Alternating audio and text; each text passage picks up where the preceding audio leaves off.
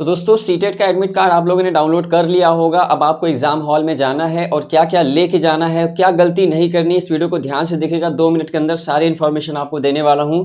तो आप लोगों ने एडमिट कार्ड डाउनलोड कर लिया होगा। कुछ इस तरीके से आपको आपका एडमिट कार्ड दिख रहा होगा। उसमें रोल नंबर दिया है, एग्जाम सेंटर दिया है, कैंडिडेट का जो है एड्रेस दिया है, कैंडिडेट नेम, फादर नेम, साथ में आपको जो भी चीजें हैं, मतलब आपका लैंग्वेज क्या है, लैंग्वेज 2 क्या है, ये भी यहाँ पे दिया हुआ। अगर आप देखोगे यहाँ पेपर 1 है तो आपका पेपर 1 लिखा रहेगा, पेपर 2 है तो पेपर 2 लिखा रहेगा।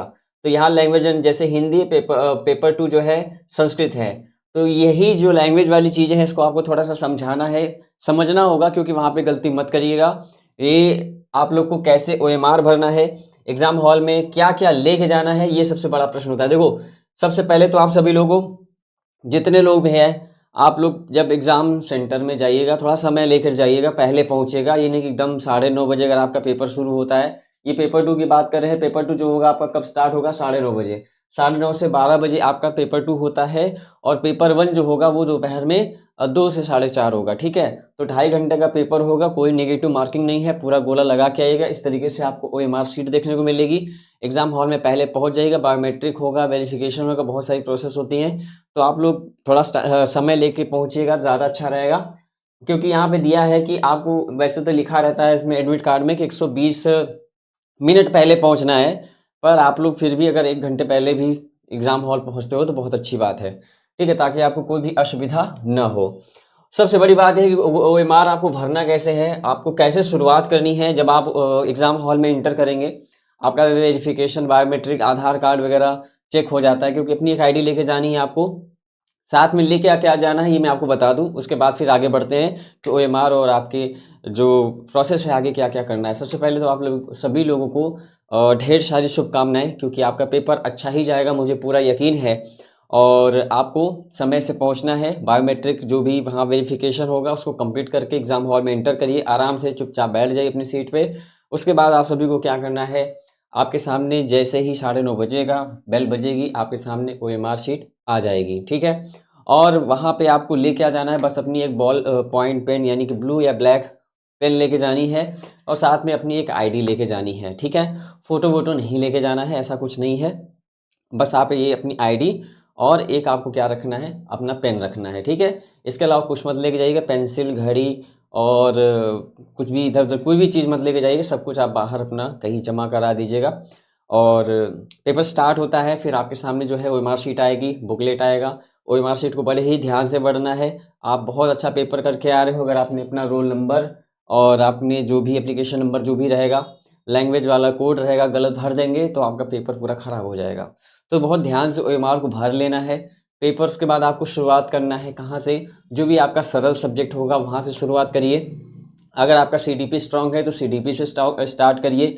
अगर आपका हिंदी अच्छा है तो हिंदी से स्टार्ट करिए। यानी आपका जो भी सेक्शन मजबूत है आप उस सेक्शन से क्वेश्चन सॉल्व करना शुरू करिए। और उसके बाद क्या करना है, आप सभी लोग जब सॉल्व करिएगा, जैसे 30 क्वेश्चन होते हैं ना, जैसे सीडीपी की बात कर लें, 30 प्रश्न होते हैं 1 से 30 तक। तो ऐसा नहीं कि आप लोग पूरा 150 पहले पूरा क्वेश्चन कर लो, उसके बाद इकट्ठा गोला लगाना बैठो। ऐसे में समय निकल जाएगा और आपका पेपर छूट जाएगा। ठीक है, तो आप लोग कोशिश ये करिए कि एक सेक्शन कंप्लीट होने के बाद तुरंत उसको गोला कर लीजिएगा।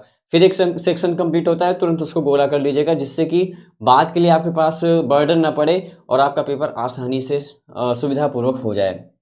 तो ये इंपॉर्टेंट टिप्स थी, इसको आप लोग ध्यान रखिएगा। क्योंकि अक्सर बहुत से गलती ये करते हैं, बहुत अच्छे से पेपर सॉल्व करते हैं, अंत में जल्दबाजी में जब वार्निंग बेल बज जाती है कि हाँ अब आपका पेपर कॉपी छिनने वाली है, मतलब आपका बीमार जमा होने वाला है, जल्दी जल्दी गोला करने की जगह एक जगह बी, बी की जगह सी ऐसे हो जाता है, उसमें सारी गलतियाँ हो जाती हैं। तो ऐसी गलती से बचने के लिए आप सभी लोग एक सेक्शन कंप्लीट होने के बाद तुरंत उसको गोला करके फाइनल कर लीजिए। कोई भी प्रश्न बाद के लिए बचा के मत रखिए, क्योंकि बाद में फिर समय नहीं मिलता है कि आप उसको दोबारा देख पाएँ। तो ये आपकी इंपॉर्टेंट चीज़ें हैं। ठीक है, तो आपको पेपर हो गया, कैसे क्या करना है, कूल डाउन रहना है। और सबसे बड़ी जो बात होती है, आप पूरा पेपर सॉल्व करेंगे, जहां आपको कंफ्यूजन होने वाला है वो लैंग्वेज 1 और लैंग्वेज 2 को लेके। देखो लैंग्वेज 1 जो होता है वो 91 से 120। लैंग्वेज 1 वैसे सबसे ज़्यादा जो 98% लोग होते हैं, सभी का लैंग्वेज 1 हिंदी ही होता है। सभी पहला भाषा हिंदी ही चुनते हैं। फिर लैंग्वेज 2 जो होती है सभी की अलग अलग होती है। कुछ लोग हिंदी लेते मतलब कुछ लोग संस्कृत लेते हैं, कुछ लोग इंग्लिश लेते हैं, कुछ लोग का उर्दू है, कुछ लोग का बंगाली, मराठी, दुनिया भर की जितनी भी भाषाएं हैं वो सारी भाषाएं वो लोग लेते हैं।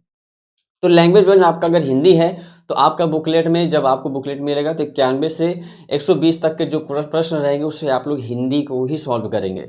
हिंदी सॉल्व करने के बाद उसके बाद जब 121 नंबर होगा, 121 नंबर से आपका जो लैंग्वेज 2 इंग्लिश है तो इंग्लिश आप देखिएगा 121 नंबर से इंग्लिश कहाँ शुरू हो रही है, वहाँ से आप लोग उसको सॉल्व करना शुरू करिएगा।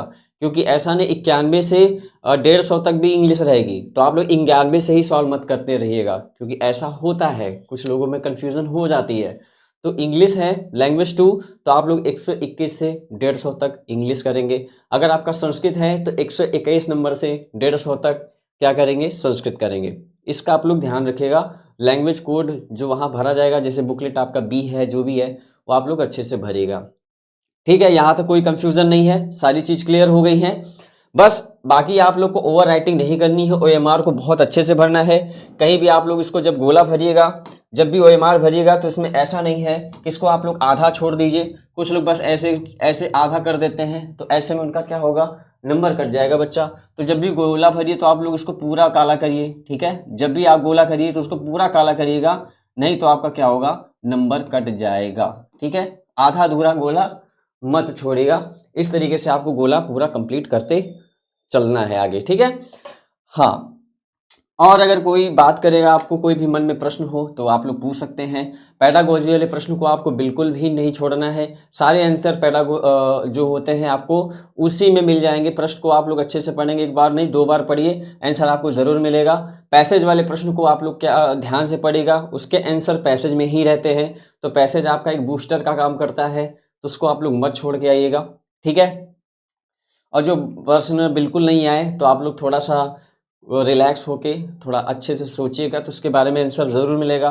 बिल्कुल नहीं आ रहा है, कुछ भी नहीं आ रहा है, तो आप लोग फिर ये कर सकते हो, जो ऑप्शन आपको लगता है बड़े हैं उस पर आप लोग टिक लगा देना। वैसे आपके ज़्यादातर क्वेश्चन वैसे वहाँ पे सही हो जाते हैं। माइनस मार्किंग है नहीं, तो 150 में 150 पूरा गोला करके ही आइएगा।